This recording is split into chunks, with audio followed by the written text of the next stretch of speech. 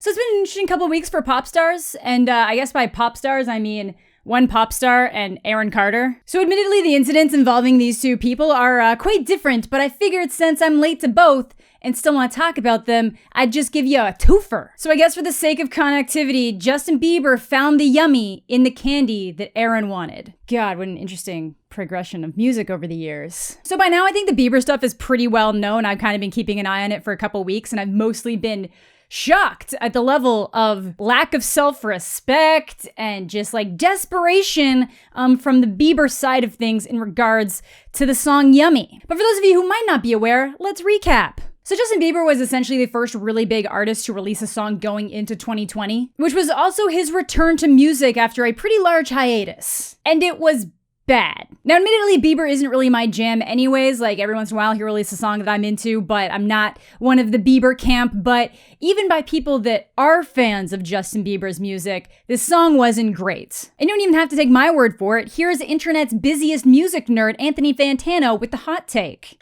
The hook sucks. The hook is piss. So yeah, just essentially from every standpoint, I guess this song is just not good, not great. And I think that made Justin really sad. And I think he kind of assumed that his comeback would kind of immediately just rise up the charts because it had been so long since he's had new music. And that definitely happened.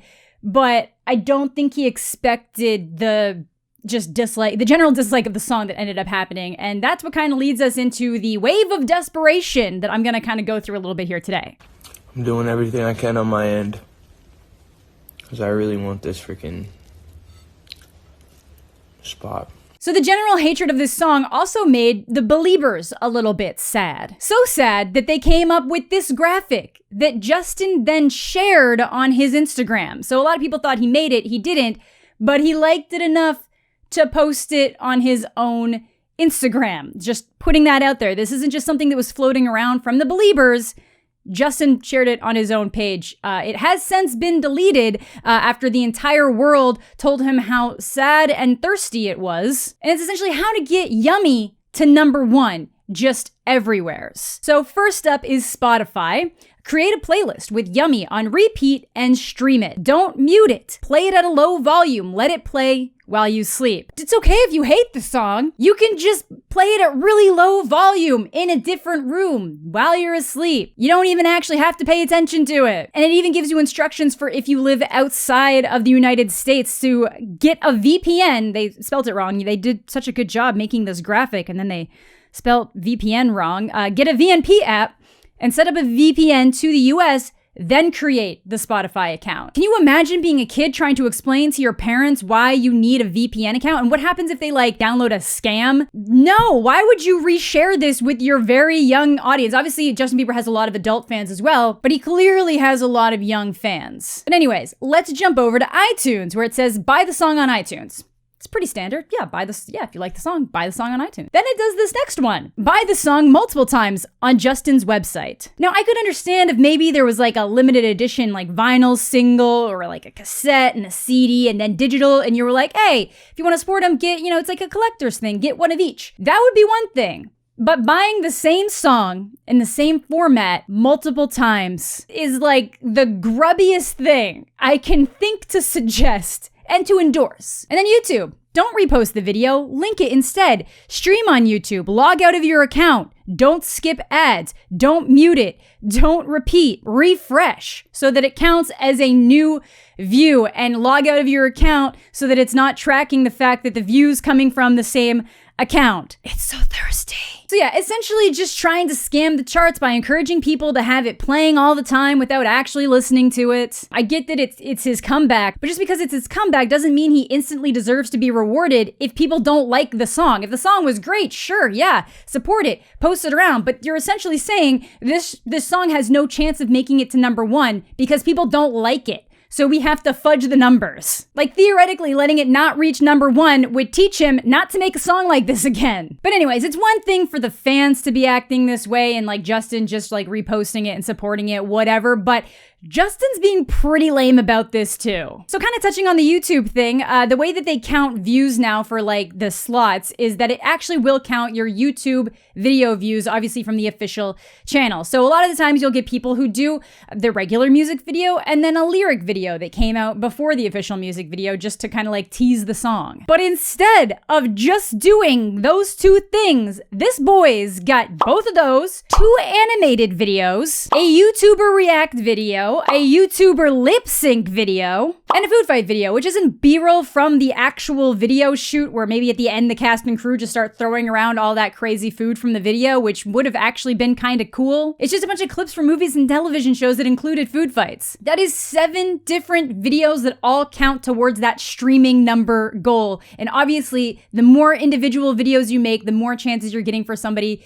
to click on things, to get those repeat views from people who might only be planning on watching once a piece, but they'll watch all of them once a piece. And in addition to the social media stuff and the video dumps, he's actually been doing collabs with some larger YouTubers. So I'd seen the David Dobrik clip kind of going around on Twitter for a while, and a lot of people have obviously talked about that, but Danny Gonzalez actually mentioned the Lele Pons video that he was featured in. And at least like with the David Dobrik one, he was there, and it was kind of something fun where like David would bring somebody in the car, ask him about Justin Bieber, and then Justin would jump out from the back. At least it was something. But then Lele's, it's like, I don't know if he just didn't want to be around her, or if he couldn't be bothered to be around her, or if this was something that they just put together really quick last minute. But it's just him on FaceTime being like, hey, do you really like my video? Do you really like my song? Do you like it? And then Lele being like, yeah, we gonna dance to it. Hey, I love your song, Yummy. I swear. And I'm not the only one that likes it. I promise.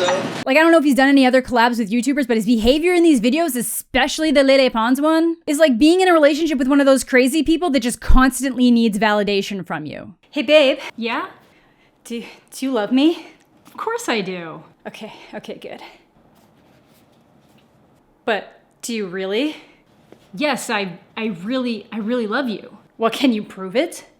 What do you mean, prove it? I don't understand what's so difficult here. Why can't you just prove it? Do you really love me? Jesus Christ. Justin's acting like an insecure significant other. Justin is being so whiny about this that the guy who hasn't beat on the charts, Roddy Ricch, actually tweeted telling people to stream Yummy. Dude, look at yourself and what you've become. It's time to stop. And that's not even touching on the Instagram posts that have all of the pictures of babies and hashtag Yummy, even though Yummy is definitely some kind of like sexual song that I'm assuming is about his wife, which is just super uncomfortable. Like, what are you trying to, and I don't understand. Why babies, Justin? Why babies? Also, Justin, based on the general reaction to the song, you probably shouldn't be asking people to like prove how much they love it. Just take the comment and run, man. The second you start pushing people, it could all fall apart. I promise so. Yeah, sure, Justin, I love it. You gotta prove it. What do you mean prove it? Can you sing it? Yeah, you got that yummy, yummy, yummy, yummy, yummy. And then when the song did start hitting #1 in different areas, his whole team acted as if all this awkward didn't happen. And it just rose its way up there because everyone just genuinely loves it. And obviously there's definitely going to be people out there who like the song, and there's probably a lot of people that hated it at first that it's now starting to grow on them because it's just infecting their brain like a parasite. But all of you guys need to chill. Justin, it's okay to like have a song that doesn't reach #1, and it's okay to have a song that people aren't genuinely ecstatic about. Like, why pretend? Why try to lie about it? You know, just steer into it. Just take the L, have some fun with it, and come back with something even better. Like, we all know you can do it. Like, you're an incredibly successful person. You're very talented. And you've held on to your reign since you've been a literal child. Like, it's gonna be okay. Also, I didn't even know that this stuff was happening, but please stop being weird to your fans and telling them to buy your song and implying that the people who aren't real fans. Like, I saw that from Curtis Connor's video. Have you downloaded Yummy on iTunes yet? Yes, of course. You promise? Yes. Do you cross your heart and hope to die? Yes. You promise? I promise. You swear? You double pinky promise? I need you to purchase Yummy. What? I have you already. I have you, Yummy. Did you stream it, or did you actually purchase it? I'm gonna need you to go to iTunes and purchase it. I'm doing everything I can on my end. Go stream it right now. If you're on here, go stream Yummy, because I really want this freaking spot. Like, you're literally one of the most famous people in the world. You do not need to act this way. These people genuinely love you. Please stop taking advantage of that. One thing I will say is that I love the Yummy aesthetic. Like, I love the pink fabric look and then like the icing drip of the Yummy font. Like, big fan of that. If the song didn't suck, I'd probably be interested in buying some merch. Editing Amanda here. There's also a Justin Bieber Yummy video game. For the Bieber stuff, I'll have some videos linked down below that I liked that covered the situation really well, so you can check those out if you want to. So that's the Biebs, but he's not the only pop star with questionable tattoos that's been behaving like a giant baby in this new year. In comes Aaron Carter, and for those of you who don't know who Aaron Carter is, because some of you actually apparently don't, Aaron Carter is the younger brother of Nick Carter of the Backstreet Boys. So he popped off a bit in the late 90s, early 2000s as the younger, potentially more attainable of the Carter brothers for preteen girls. And it all eclipsed with his feature on the beloved Disney Channel original Lizzie McGuire. Is this yours? Merry Christmas, Lizzie McGuire. And then it was all downhill from there. Now, Aaron likes to talk about people preying on his downfall, and I just like to clarify that no, I do not want you to fail in life. I don't care enough to wish for you to fail in life, but what you've done here this weekend is BS. So Aaron's been in the news a lot over the past year, largely because of controversies. One was like a restraining order from his brother, and then some other drama involving professional YouTube meltdown artist Trisha Paytas. But this weekend he popped up for something particularly egregious: art theft, and then being a total dick about said art theft. So over the weekend, I noticed a twist by an artist called Jonas, probably Jonas, that said, "Hey Aaron Carter, you're using my artwork to promote your merchandise. I have not given you permission to do so. My art is being commercially exploited by people on a daily basis. We artists have rights too. I really appreciate if you could retweet this so he'll see it." And you might think that he'd be like, "Oh dude, I'm so sorry. Someone just sent me your picture. I didn't realize that it wasn't theirs. Do you want me to delete this? Do you want some compensation? Do you want me to just tag your name?" Because even offering exposure would have been better in this situation than when Aaron actually did. Because actual adult Aaron Carter said, "You should have taken it as a compliment, dick. A fan of mine sent this to me." Oh, here they go again. The answer is no. This image has been made public and I'm using it to promote my clothing line, aaroncarter.com.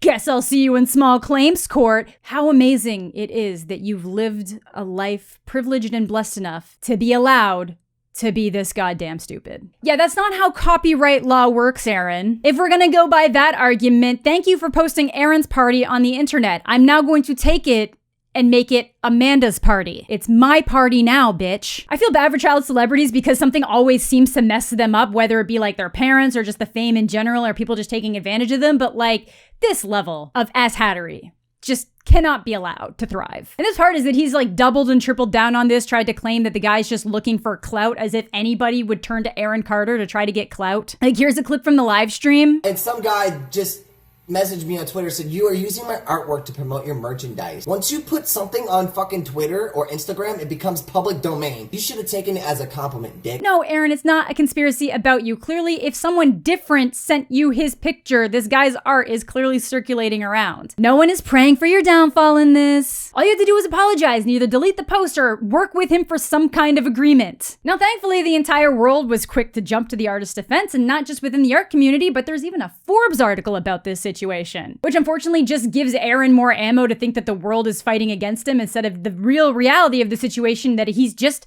a dick. Now, since this started blowing up, Aaron did delete the original tweet with the picture, but not with an apology, just with more threats. Adult human baby Aaron Carter says, "Here's to clout chasers. I was speaking about my family and a fan sent me the work. You're absolutely immature and I create my own artwork. Stop trying to get clout off my name from a picture I posted. Oh, and fuck you and have a nice day. Asshole challenge. I promote people." If you make your own artwork, why are you taking someone else's artwork? And then why are you upset about it? And the real ironic thing about this is not the fact that he thinks people are, trying to fight for their own rights for clout. It's the fact that not long ago, he was accusing Jeffree Star of stealing his hoodie designs. Why is it a problem when you think something of yours has been taken and not a problem when someone else has actually had their direct artwork stolen from them and reposted by you? Why are you making this such a big deal? Just apologize, you absolute turnip. Like, I get it, you're a celebrity, people are gonna send you things, but if you make a mistake and post something that wasn't yours to post, apologize, try to find a way to give them credit. Don't threaten them with a lawsuit, you big tattoo-faced baby. He's not even the only one who does it. Like, Chris Brown's been called out for stealing art so many times to just add to the list of shitty things he's done to other people. Anyways, that is gonna do it for my twofer on the Whiny Pop Bois. Hopefully this video is not too long, but I appreciate everybody for watching. I hope you all have a fantastic day. Let me know what you're thinking in the comment section down below, and we'll catch you all later.